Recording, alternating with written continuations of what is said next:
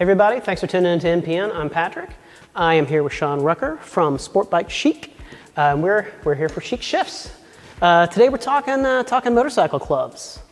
Let's talk about that. There's a lot to be said about motorcycle clubs these days. You've got really intense motorcycle clubs, and you have very casual motorcycle clubs. But you and I were talking, and a lot of it's just about shared experience. Talk a little bit about that. Yeah. I think one of the things you mentioned before is that sometimes motorcycle clubs have gotten a bad rap over the day, right? And I think obviously it's going to depend. So it depends on the club, depends on experiences, where you are sometimes. And there are a lot of different perspectives to bring. But I will say that since I've joined the motorcycle community, I've never done as much charity work, never even thought about doing as much charity work and being involved in the community as I have since being a part of the motorcycle community and being part of an organization.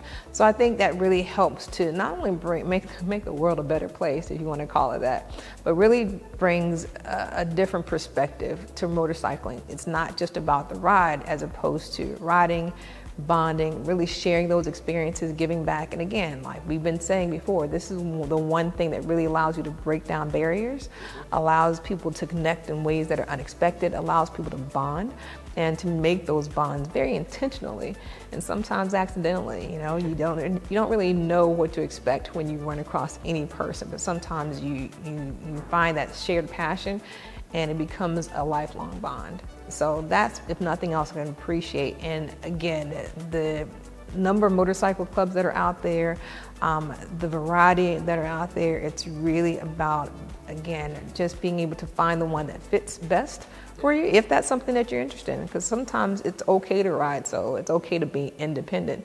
But clubs just really offer another option for people coming together and sharing that passion. Absolutely. Motorcycle clubs, like you had mentioned, the variety of them. There's everything from, your just motorcycle-centric clubs to veterans groups to, I even saw one the other day, somebody had Nerds on Two Wheels. It was just like Star Wars nerds and stuff like that, and they're really into it. And it's great that there is all these things bringing people together through motorcycles. Mm-hmm. So if people are like interested in motorcycle clubs, you touched on it when we were talking about it before. Like, what should people be looking for? And when you're going through your prospect period, talk a little bit about that too. Well, I always tell people that first of all, let's go ahead and say, I always say that motorcycling is very similar to life. Like just about anything in life, you can kind of parallel to motorcycling.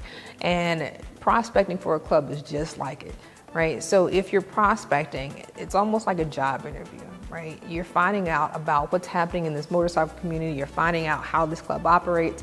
And then a prepared person who's going to be asking the right questions, paying attention along the way, really being engaged in what's happening. And then you'll be able to decide for yourself, is this the best fit for you, right? And it's okay to do your homework before you even get into that prospecting period so that you have something to compare. Because sometimes just because you hang around folks in one capacity doesn't mean they always operate in the same capacity. So really making sure that their focus is really aligned with what your focus is. So if you're really about charity and riding and community service and you find a club that's not necessarily, aligning with those, then maybe that's not the right one. But again, that whole prospecting period really allows you to get an idea of what you're getting yourself into. Yes, they're going to say yes. Sometimes they're going to say no, but at the same time, you as a prospect gets a chance to say yes or no as well. There you go. I think that's all that we can say about that. Well, Sean, I really do appreciate you coming out today. Make sure you check out SportBike Chic. Thanks for watching Chic Shifts. Thanks for watching NPN content. Make sure you check out more on our various social medias and on YouTube. Thanks so much.